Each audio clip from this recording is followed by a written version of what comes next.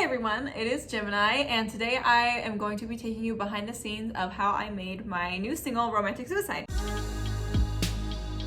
So today I'm going to be focusing more on the chorus, and I'm going to talk a little bit about the guitar solo at the end because I am very proud of how it was made. But yeah, let's just get into the chorus. For this song, I wanted it to kind of have more of a like R&B, like heavy, sultry feel to it, kind of almost like The Weeknd stuff. I definitely drew inspiration from like The Weeknd, Chase Atlantic, and such.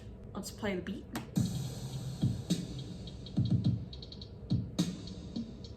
I wanted it to kind of like, almost like drag towards the snare.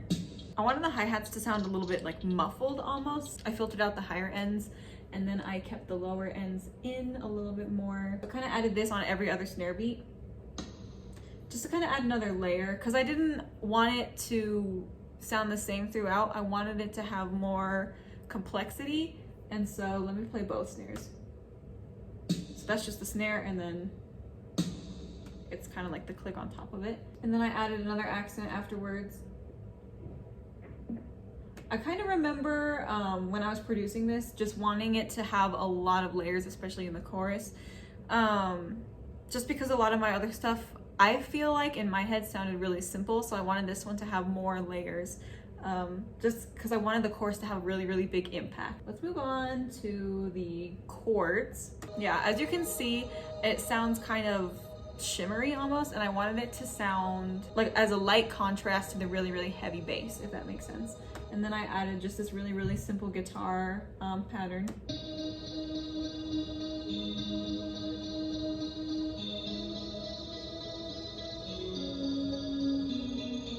I love guitar so much. I knew I had to add it in here. And then I added a synth. It's kind of like another melody line. I just wanted to add it for some complexity. Take out the guitar so you can hear it better.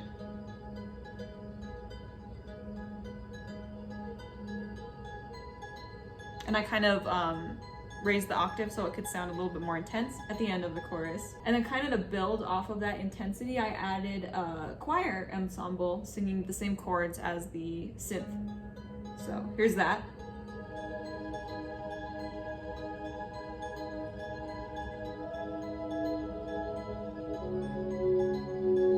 Yeah, I don't know. I think I added the choir because I actually was in choir since like, I was in choir from the time I was in like 3rd grade to when I graduated high school. So it was kind of like a nice memento for me to kind of just add it in that song. To me, when choirs are in a song, it makes it sound more epic, if that makes sense. Okay, let's go on to my favorite part, which is the bass. When I am listening to music, the first thing that I notice is the bass line, like what kind of sound the bass is, the notes that the bass is playing. Just, I don't know, I really, really love bass sounds, like synth bass, guitar bass. So for this one, I used a synth bass. And it's kind of like a Moog bass. And then in the second half of the chorus, I have it building just to add more of that intensifying effect. Yeah, here it comes.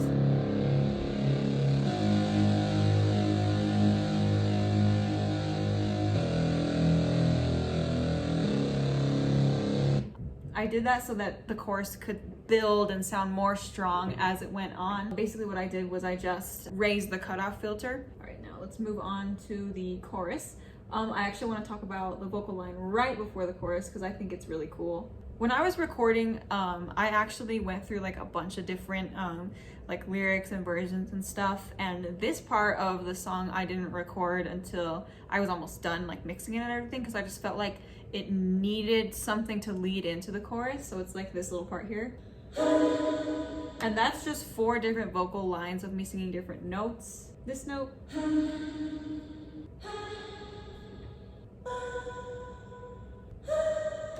And all together, I don't know, it just sounds like a really nice way to introduce the chorus. Because that hits like a beat before the chorus comes in, and it's just, I don't know, it adds to the intensity, I feel like. Because I wanted the chorus just to hit really hard. When I was recording the chorus, I like to make it sound really, really full, so I did 3 different takes of it, and what I did was I kept one track in the middle, and then I panned the 2 other ones to the left and to the right just so it could sound fuller. When I go for you, wanted to sing it really, really smooth as opposed to belting it. Just because like the feel of the song, the vibe is more like sultry and secretive rather than like powerful. I don't know if that makes sense. And then when I was almost done with the song, again, I added some ad-libs of me singing just chords. Without it, it sounded kind of empty, and so I just filled it in with some really, really soft.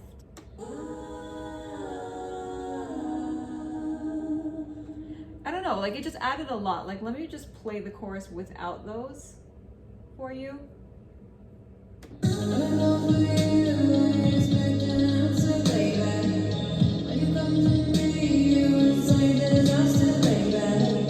It doesn't sound bad, but it also just sounds more full and complete with the hums added in.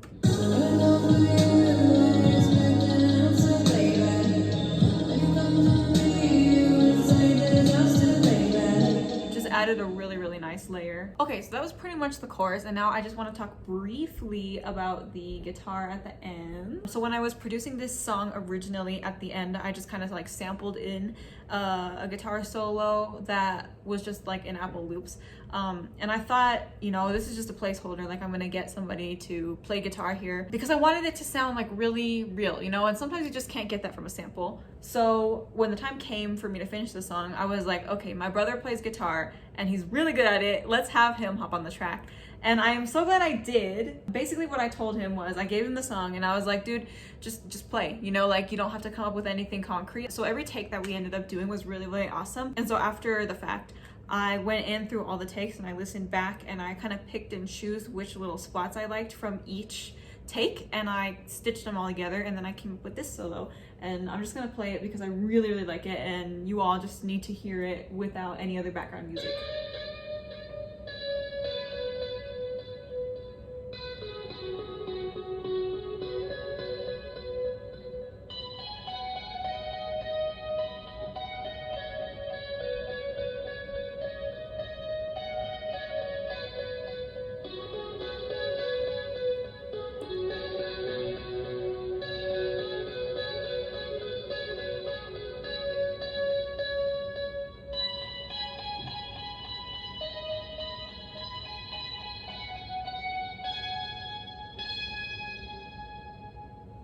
It just ended up being amazing and exactly what I had wanted for the song. It just has such like a sneaky, sultry vibe to it. I don't know, it just fits perfectly in the song. And I want to say thank you so much to my brother for helping me out with this track. It turned out amazing, and I hope you're proud of the solo because you should be. I also wanted to say a quick thank you to my mastering engineer, Sances.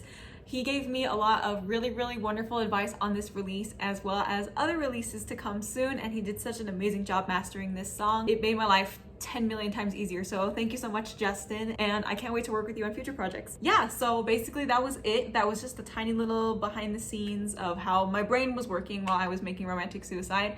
I hope you guys enjoyed this video, and in the future I would like to do more of this for some of my other songs if you are interested. I always like talking more about like the production and the making side of things. Since I do like produce all of my songs and stuff, it's just really fun to talk about. So thank you all for watching. Don't forget to stream Romantic Suicide on your preferred platform, and I will see you next time. Bye!